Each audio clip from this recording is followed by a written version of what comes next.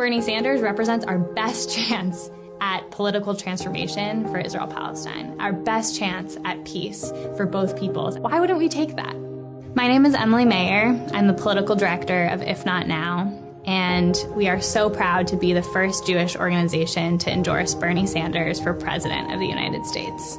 If Not Now is a movement of young Jews who are fighting for an end to Israel's military occupation and true freedom and dignity and equality for all Israelis and Palestinians. Bernie Sanders has been a true champion for real peace and freedom and dignity for all Israelis and Palestinians. Throughout his career, he has spoken out for the basic humanity of Palestinians, even when it was politically inconvenient. Does peace mean that Palestinians will be forced to live under perpetual Israeli rule in a series of disconnected communities in the West Bank and Gaza? That is not tolerable, and that is not peace. The two-state solution, which involves the establishment of a Palestinian state, has been bipartisan U.S. policy for many years. We live in a political climate in which establishment politicians from both sides of the aisle, like Joe Biden, have given lip service to a two-state solution while cozying up to people like Bibi, who are advancing anything but.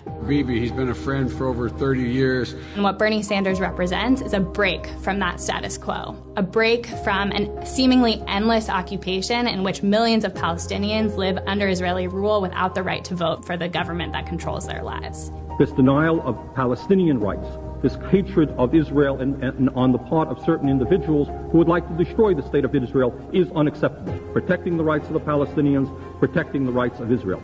That has not yet been done. I think the Jewish establishment has a choice to make. It's the policies that they have advocated for, all the while saying, we support the two-state solution, that has led us to a one-state reality in which some people have rights and some people don't. And so now is the time to choose. What is going on in Gaza right now, for example, is absolutely inhumane. It is unacceptable. It is unsustainable. My parents are Israeli. I feel connected to that place, and I have family there. I've spent time in the West Bank and with Palestinians. There's no way to see that without deciding that you have to fight it. We tell this story in the U.S. media, and the establishment likes to tell this story that it's complicated, but really the truth is that it's simple. There shouldn't be an occupation.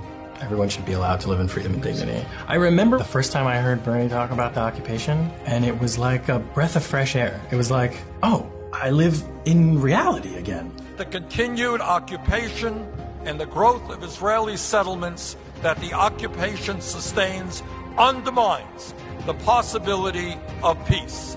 It contributes to suffering and contributes to violence. Bernie tells the truth. And it's not always comfortable, and sometimes it costs him. But that's the kind of leadership we need. The reality is that the occupation wouldn't exist without U.S. support. That's not going to change until there's a movement of people who demand that it change, and that movement is being built by Bernie Sanders. Both Bernie Sanders' campaign and If Not Now understand that for too long the political establishment has been delaying real change, and that's why we need a political revolution right now. If not now, when? As I have said many, many times, peace means security, not only for every Israeli, but also for every Palestinian.